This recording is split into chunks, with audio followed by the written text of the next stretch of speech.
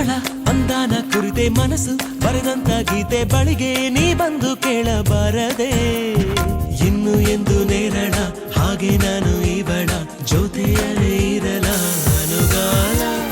ನಡೆ ನೋಡಿ ಸರಳ ಮೆಚ್ಚಿಕೊಂಡೆ ಬಹಳ ನನಗೆ ಅಂತ ಹುಟ್ಟಿ ಬಂದ ತಾರೆ ಇವಳ